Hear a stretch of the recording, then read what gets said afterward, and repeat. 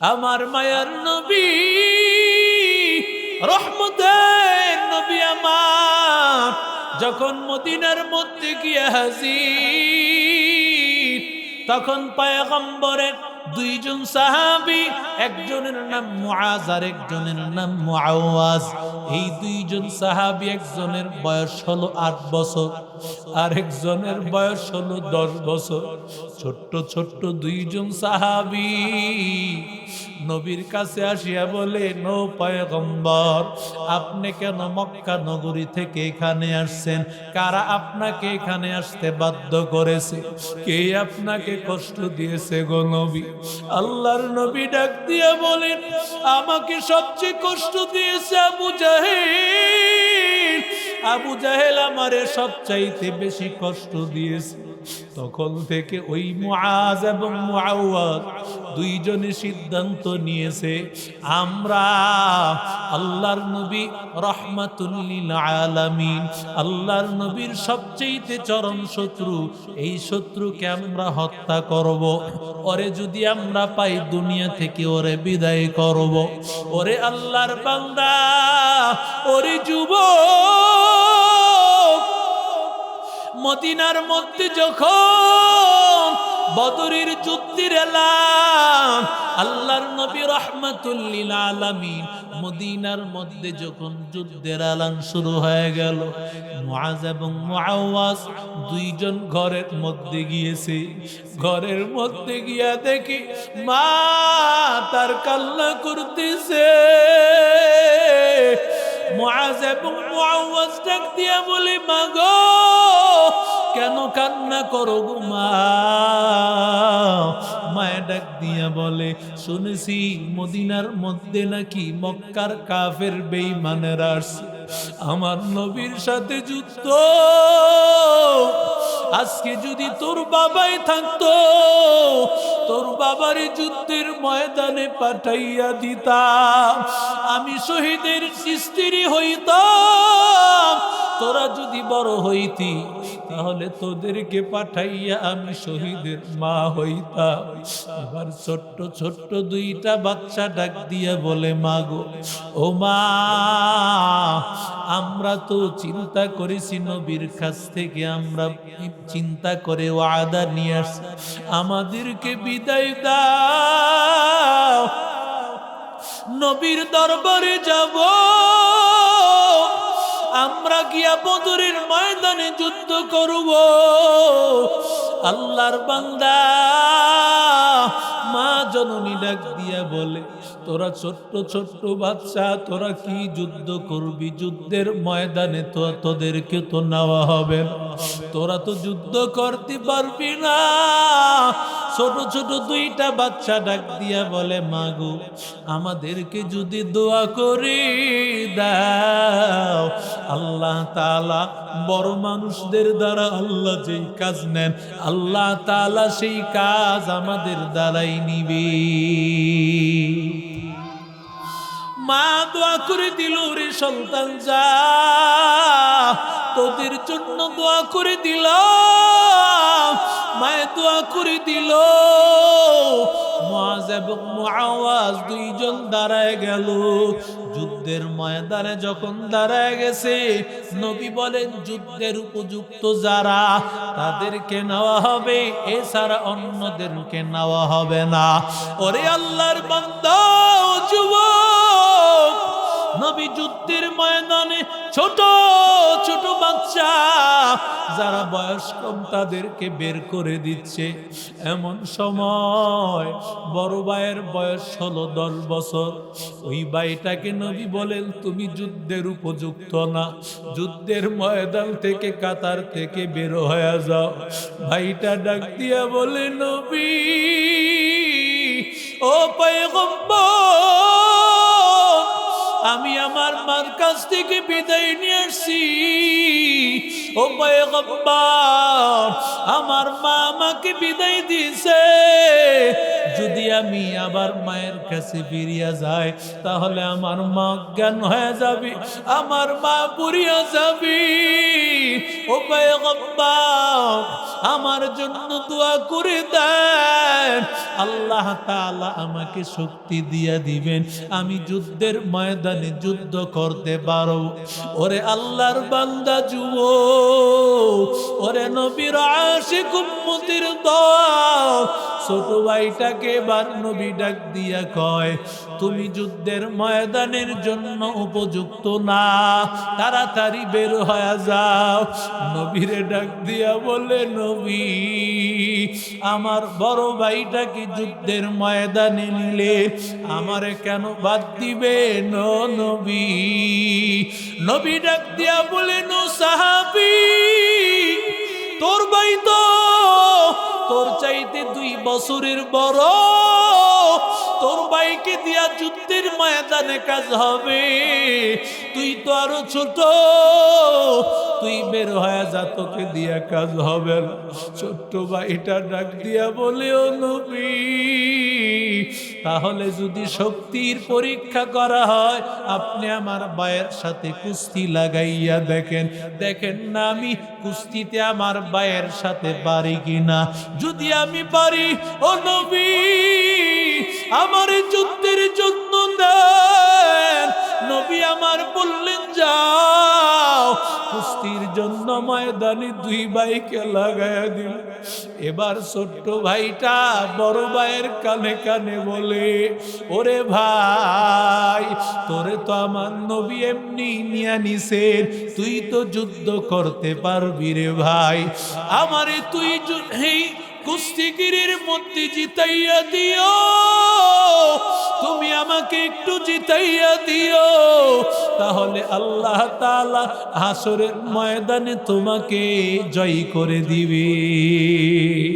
আল্লাহ নবীকে পাঠানোর পর আল্লাহ বলে, না নবী, সবচাইতে উত্তম আদর্শ খুলুকে আজিম আমি আল্লাহ দিয়েছি। আমার নবীকে আল্লাহ এমন একটা আদর্শ দিয়েছে রে বাবা, ওরে আল্লাহর বান্দা, একটা হলো খুলুকে কারিম, একটা হলো খুলুকে হাসান, আর একটা হলো খুলুকে আজিম। খুলুকে কারিম মানে হলো আপনি আমাকে একটা চর মারলেন, বিনিময়ে আমিও আপনাকে একটা চর মারলাম, থাপ্পড় মারলাম, পরিশোধ হয়ে গেল। ওরে আল্লাহর বান্দা, একে বলা হয় খুলুকে কারীম। 2 নম্বর খুলুকে হাসান বলা হয়, আপনি আমার একটা থাপ্পড় মারলেন, আমি প্রতিশোধ নিলাম না, বরং আমি আপনাকে মাফ করে দিলাম, আমি আপনাকে ক্ষমা করে দিলাম। এটাকে বলা হয় খুলুকে হাসান। আর খুলুকে আজিম কাকে বলা হয়? খুলুকে আজিম মানে কেমন? খুলুকে আজিম মানে মহাচরিত্র। আল্লাহ কোরআনের সাথে কুরআনুল আযীম, আজিম শব্দটা আল্লাহ তাআলা আরশের সাথে ব্যবহার করেছেন, আরশে আজিম। আজিম শব্দ ব্যবহার করেছেন আল্লাহ কোরআনের ক্ষেত্রে। ও আল্লাহর বান্দা, আজিম শব্দ ব্যবহার করেছেন আল্লাহ তাআলার কুরসির ক্ষেত্রে। আয়াতুল কুরসির মধ্যে আল্লাহ তাআলা ডাক দিয়ে বলেন, নবীরে আমি আল্লাহ খুলুকে আজিম দান করেছি। কেমন খুলুকে আজিম? আমার নবীর সাথে যদি কেউ অন্যায় আচরণ করে, নবী আমার মাফ করে দিত, সাথে সাথে জিজ্ঞাসা করতো, ভাই তুমি কি কষ্ট পেয়েছো না? আরো জোরে বলে, ও গো নবীর উম্মতেরা হয়ে আজি দিশেহারা, ও গো নবীর উম্মতেরা হয়ে আজি দিশেহারা, কোরআন হাদিসে রে চলো, কোরআন হাদিসে রে চলো, যখন যাহা চাই মনে নবী বিনে কে তড়াবে ফুলসিরাত মিজানে, নবী বিনে কে তড়াবে ফুলসিরাত মিজানে।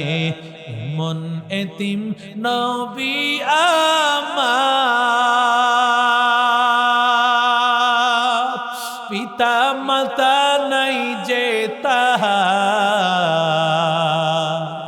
এমন এতিম নবী আমার, পিতা মাতা নাই যে তাহার। তারপরেও কত মারা, তারপরেও কত মারা, মারল কাফের দুশ্মনে। নবী বিনে কে তড়াবে ফুলসিরাত মিজানে, নবী বিনে কে তড়াবে ফুলসিরাত মিজানে। নবীর মায়া নাই কি তোমার, কেন দুঃখ দাও যে আবার। নবীর মায়া নাই কি তোমার, কেন দুঃখ দাও যে আবার। দুরুদ পর স্মরণ কর, দুরুদ পর স্মরণ কর, প্রথম গাটি কাফনে।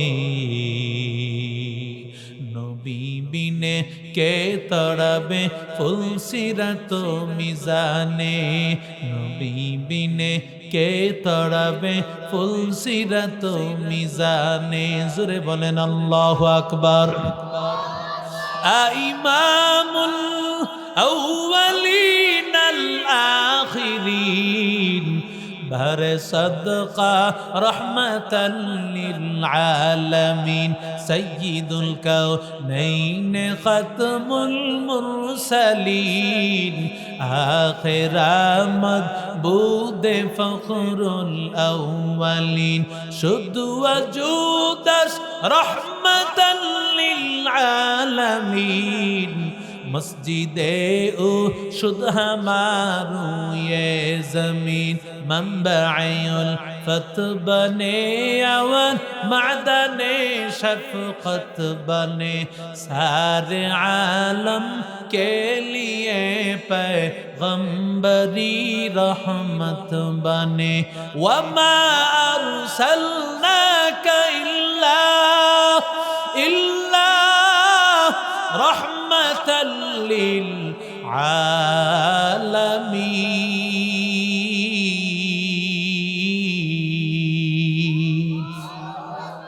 এরে নবীর আশিক উম্মতের দল, নবীকে পাঠানোর পর আমার নবী দুনিয়াটাকে কেমন সাজাইয়া দিল।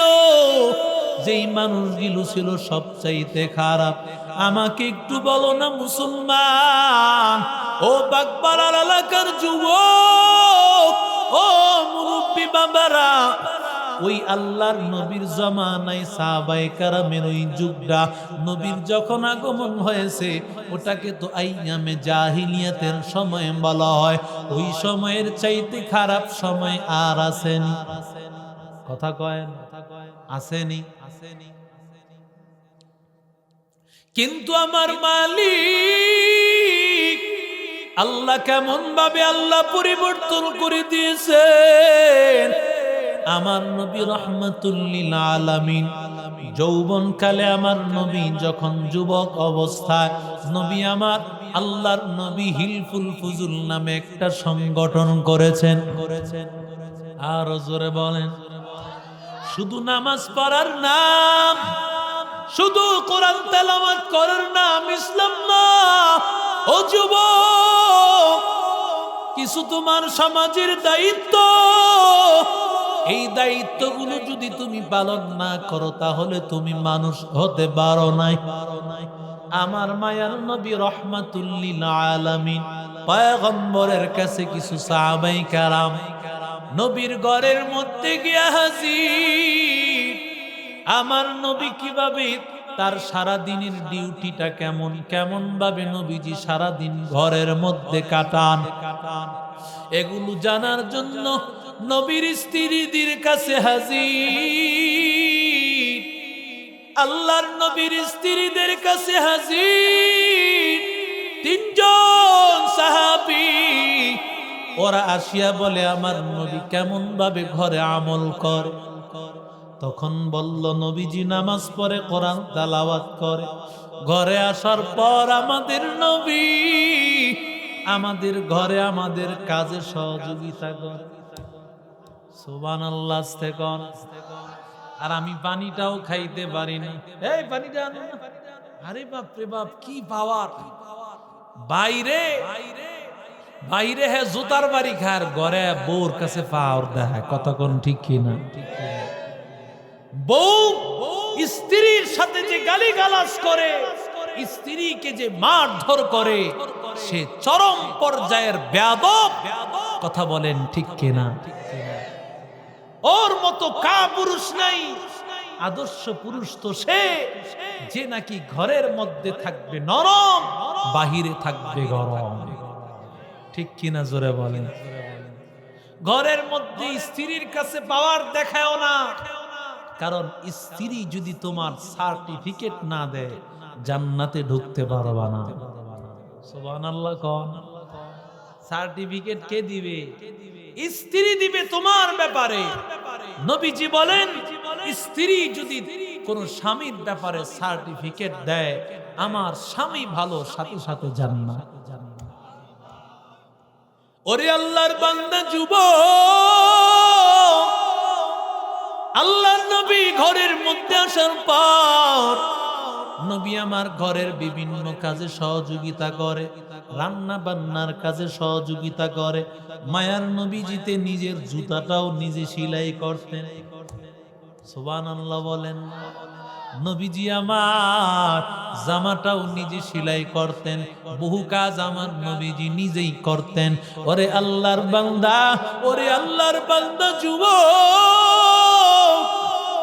সাহাবাই কারামারা মনে করেছিল আমার নবী হয়তো ঘরের মধ্যে সারা রাত ইবাদতের মধ্যে কাটায়া দেয়, সারা দিন মনে হয় নবীজি শুধু ইবাদতই করে। কিন্তু সাহাবীরা যখন নবীর স্ত্রীদের জবান থেকে এই কথাগুলো শুনল, তখন সাহাবায়ে কেরামেরা আমলগুলো হালকা মনে করলো। তখন তারা মনে করেছে এটা তো সাধারণ আমল। আবার চিন্তা করলো, নবী তো নবী, কারণ নবীর আগের পিছনের সব গুনাহ আল্লাহ মাফ করে দিয়েছেন। কদ গফারাল্লাহু মা তাকদ্দামা মিন যাম্মিহি ওয়া মা তাআখার। নবীর আগের গুনাহ মাফ, পরের গুনাহ মাফ। এই জন্য আল্লাহর নবী সামান্য আমল তো অনেক কিছু, নবীর বেশি আমল করা লাগে না, কিন্তু আমাদের অনেক বেশি আমল করতে হবে। একজন সাহাবী ওয়াদা করলো, আমি সারা রাত ঘুমাইবো না, আমি সারা রাত নামাজ দাঁড়াইয়া দাঁড়াইয়া পড়বো। আরেকজন সাহাবী বলল, আমি সারাদিন রোজা রাখবো।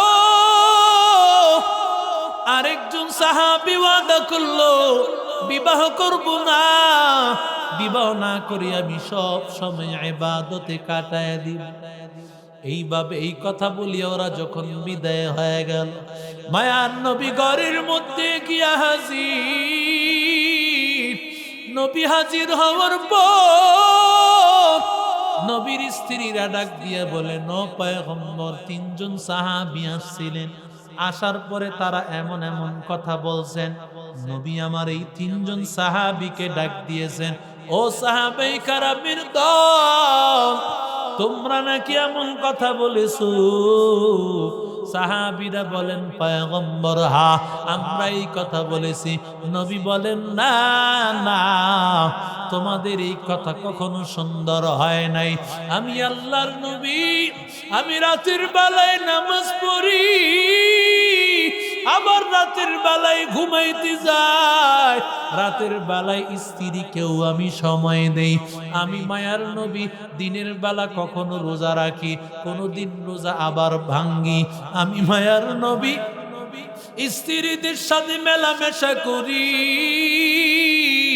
তোমরা স্ত্রী থেকে আলাদা থাকবা, রোজা রেখে দিনের পর দিন কাটাইবা, নামাজ পড়ে সারা রাত কাটাইবা। এটা কখনো পূর্ণাঙ্গ নবীর আদর্শ না।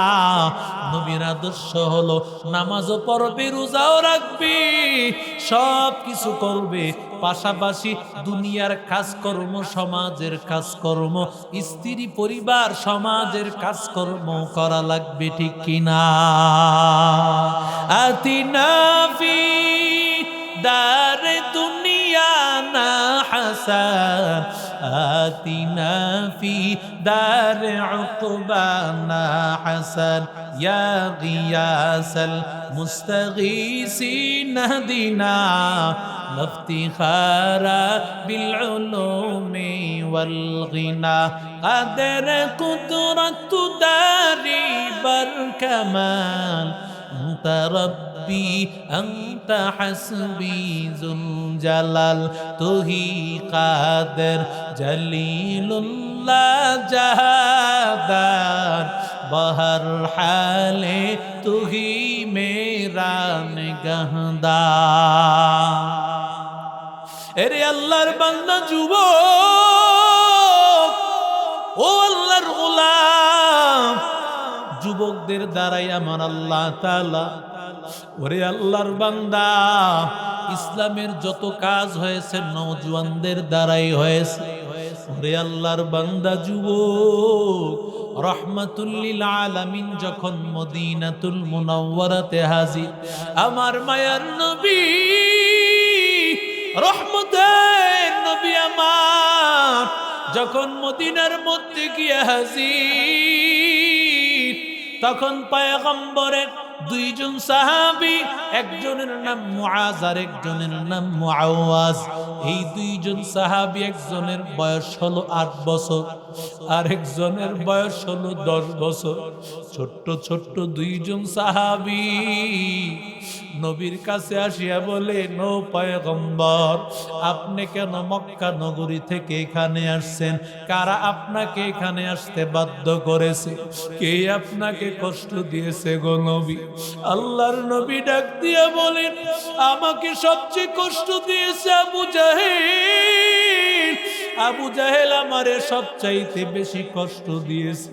তখন থেকে ওই মুআজ এবং মুআওয়াজ দুইজনে সিদ্ধান্ত নিয়েছে, আমরা আল্লাহর নবী রহমাতুল লিল আলামিন, আল্লাহর নবীর সবচেয়ে চরম শত্রু, এই শত্রুকে আমরা হত্যা করব। ওরে যদি আমরা পাই দুনিয়া থেকে ওরে বিদায় করব। ওরে আল্লাহর বান্দা, ওরে যুবক, মদিনার মধ্যে যখন বদরের যুদ্ধের এলান, আল্লাহর নবী রহমাতুল লিল আলামিন মদিনার মধ্যে যখন যুদ্ধের এলান শুরু হয়ে গেল, মুআজ এবং মুআওয়াজ দুইজন ঘরের মধ্যে গিয়েছে। ঘরের মধ্যে গিয়া দেখি মা তার কান্না করতেছে। মুআজ এবং মুআওয়াজ ডাক দিয়া বলে, মা গো, কেন কান্না করো গো মা? মায়ে ডাক দিয়া বলে, শুনেছি মদিনার মধ্যে নাকি মক্কার কাফের বেঈমানেরা আসছে, আমার নবীর সাথে যুদ্ধ। আজকে যদি তোর বাবাই থাকতো, তোর বাবারে যুদ্ধের ময়দানে পাঠাইয়া দিতাম, আমি শহীদের স্ত্রী হইতাম। তোরা যদি বড় হইতি, তাহলে তোদেরকে পাঠাইয়া আমি শহীদের মা হইতাম। এবার ছোট্ট ছোট্ট দুইটা বাচ্চা ডাক দিয়া বলে, মা গো, ও মা, আমরা তো চিন্তা করেছি নবীর কাছ থেকে, আমরা চিন্তা করে ওয়াদা নিয়ে আসছি, আমাদেরকে বিদায় দাও, নবীর দরবারে যাব, আমরা গিয়া বদরের ময়দানে যুদ্ধ করব। আল্লাহর বান্দা মা জননী ডাক দিয়া বলে, তোরা ছোট্ট ছোট্ট বাচ্চা, তোরা কি যুদ্ধ করবি? যুদ্ধের ময়দানে তো তোদেরকে তো নেওয়া হবে না, তোরা তো যুদ্ধ করতে পারবি না। ছোট ছোট দুইটা বাচ্চা ডাক দিয়া বলে, মা গো, আমাদেরকে যদি দোয়া করে দাও, আল্লাহ তাআলা বড় মানুষদের দ্বারা আল্লাহ যেই কাজ নেন, আল্লাহ তাআলা সেই কাজ আমাদের দ্বারাই নিবে। মা দোয়া করে দিল, রে সন্তান যা, তোদের জন্য দোয়া করে দিল। মায়ে দোয়া করে দিল। মুআজ এবং মুআওয়াজ দুইজন দাঁড়ায় গেল। যুদ্ধের ময়দানে যখন দাঁড়ায় গেছে, নবী বলেন, যুদ্ধের উপযুক্ত যারা তাদেরকে নেওয়া হবে, এছাড়া অন্যদেরকে নেওয়া হবে না। ওরে আল্লাহর বান্দা ও যুবক, নবী যুদ্ধের ময়দানে ছোট ছোট বাচ্চা যারা বয়স কম তাদেরকে বের করে দিচ্ছে। এমন সময় বড় ভাইয়ের বয়স হলো 10 বছর। ওই ভাইটাকে নবী বলেন, তুমি যুদ্ধের উপযুক্ত না, যুদ্ধের ময়দান থেকে, কাতার থেকে বের হয়ে যাও। ভাইটা ডাক দিয়া বলে, নবী ও পয়গম্বর, আমি আমার মার কাছ থেকে বিদায় নিয়ে আসছি। ও পয়গম্বর, আমার মা আমাকে বিদায় দিয়েছে। যদি আমি আবার মায়ের কাছে ফিরিয়া যাই, তাহলে আমার মা অজ্ঞান হয়ে যাবে, আমার মা পুরিয়া যাবে। ও পয়গম্বর, আমার জন্য দোয়া করে দেন, আল্লাহ তাআলা আমাকে শক্তি দিয়া দিবেন, আমি যুদ্ধের ময়দানে যুদ্ধ করতে পারো। ওরে আল্লাহর বান্দা যুবক, ওরে নবীর আশিক উম্মতির দল, ছোট ভাইটাকে এবার নবী ডাক দিয়া কয়, তুমি যুদ্ধের ময়দানের জন্য উপযুক্ত না, তাড়াতাড়ি বের হয়ে যাও। নবীরে ডাক দিয়া বলে, নবী আমার বড় ভাইটাকে যুদ্ধের ময়দানে নিলে আমারে কেন বাদ দিবে?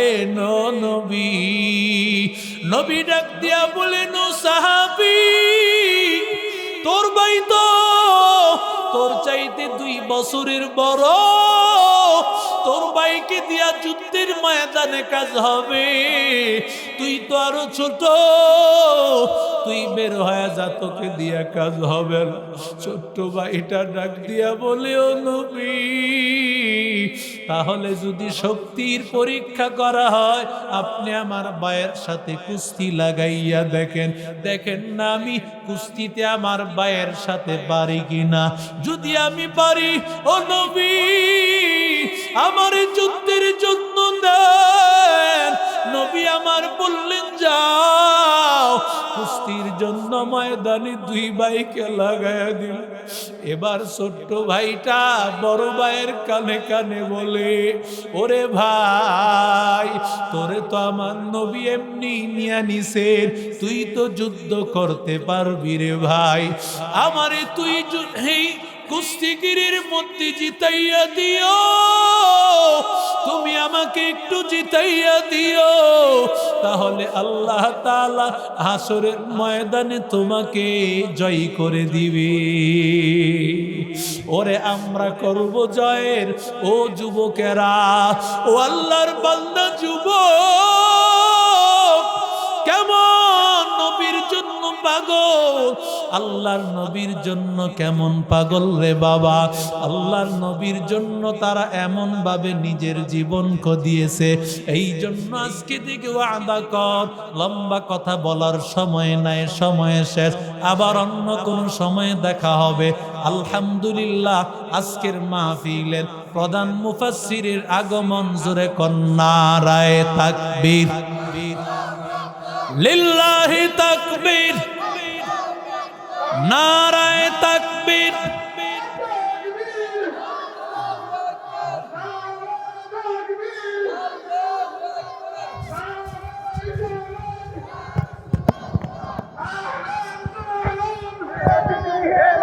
বাংলাদেশের পক্ষ থেকে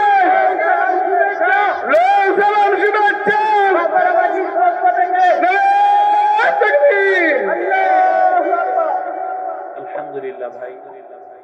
আর লম্বা কথা না, হুজুর চলে আসছেন। আমার অভ্যাস হলো কেউ আসলে আর কথা বলবো না ইনশাআল্লাহ।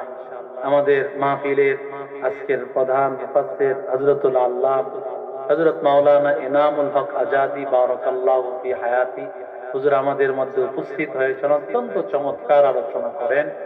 আল্লাহ তাআলা এই আমরা করব জয় অনলাইনের এই যুবকেরা, বাগমারা এলাকা প্রত্যেকটা যুবককে আল্লাহ কবুল করেন, জোরে বলেন আমিন।